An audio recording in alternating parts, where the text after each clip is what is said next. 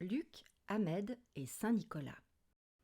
Une histoire écrite par Wolfgang Bittner et illustrée par Ursula Kirchberg aux éditions Nord-Sud. Les rues ont déjà un air de fête avec leurs décorations de Noël. Les vitrines débordent de cadeaux, de pain d'épices, de guirlandes et de boules multicolores. Sur le chemin de l'école, Luc et Ahmed ne cessent de s'émerveiller. Demain, c'est le 6 décembre, le jour de la Saint-Nicolas, dit Luc. Ce soir, je vais mettre mes chaussures devant la porte. Saint-Nicolas ? Questionne Ahmed. Oui, il va passer ce soir et déposer des sucreries dans les chaussures des enfants sages. Tu ne le connais pas ? Il a une grande barbe blanche, un manteau rouge et des bottes noires, et à la nuit tombée, il sort de la forêt avec son âne et commence sa distribution. Luc et Ahmed habitent le même immeuble. Ahmed au rez-de-chaussée et Luc au premier. « À demain !» crie Luc en grimpant les marches 4 à 4. Le soir, au dîner, Ahmed raconte. Cette nuit, Saint-Nicolas va passer dans les maisons. « C'est qui, Saint-Nicolas ?» demande sa petite sœur en ouvrant de grands yeux. « C'était un saint homme qui a vécu il y a très longtemps, » explique maman. « Oui, » ajoute papa, « un homme qui était bon avec les enfants. Mais je ne pense pas qu'il passera chez nous pour t'apporter quelque chose. »« C'est sûr, » dit maman, « il ne vient que chez les enfants d'ici. »« Cela ne fait rien. Nous avons notre fête à la fin du Ramadan. » Mais après le dîner, Ahmed nettoie quand même ses chaussures. Lorsque tout le monde s'est endormi, il se dirige à tâtons vers l'entrée, ses chaussures à la main. Une fois sur le palier, il les dépose doucement dans l'encoignure de la porte.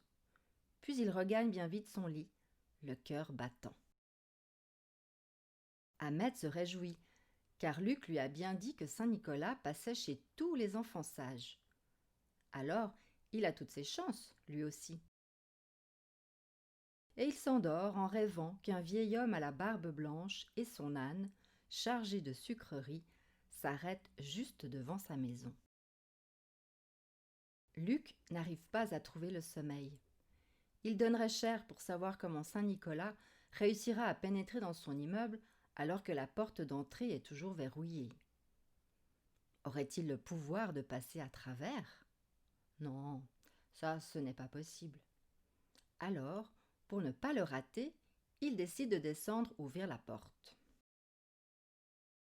Toute la famille dort profondément. Luc entrebâille la porte de l'appartement. Un coup d'œil sur le palier et « oh ! Ses chaussures sont remplies de bonnes choses. Saint-Nicolas est donc déjà passé ? Ça ne doit pas faire bien longtemps. Qui sait, peut-être même est-il encore dans la maison ?» Luc se penche au-dessus de la rampe de l'escalier. Tout est noir et silencieux. Il allume la lumière et tend l'oreille. Rien.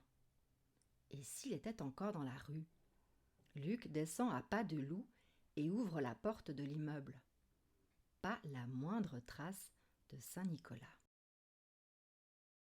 En remontant chez lui, il aperçoit les chaussures d'Ahmed posées timidement dans un coin devant sa porte.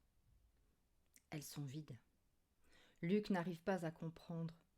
Pourquoi sont-elles vides ? Pourtant, Ahmed n'a pas été moins sage que moi, pense-t-il. Je ne vois qu'une explication. Il fait trop sombre dans le coin où Ahmed les a déposés. C'est pourquoi Saint-Nicolas ne les a pas vus. Oh, le pauvre, comme il va être déçu demain matin. N'écoutant que son cœur, Luc va chercher l'une de ses chaussures, puis en verse le contenu dans celle d'Ahmed. C'est une véritable avalanche de bonbons, de chocolat, de noix et de pain d'épices. Luc remonte sur la pointe des pieds et se glisse, bien au chaud, sous les couvertures. L'année prochaine, c'est décidé.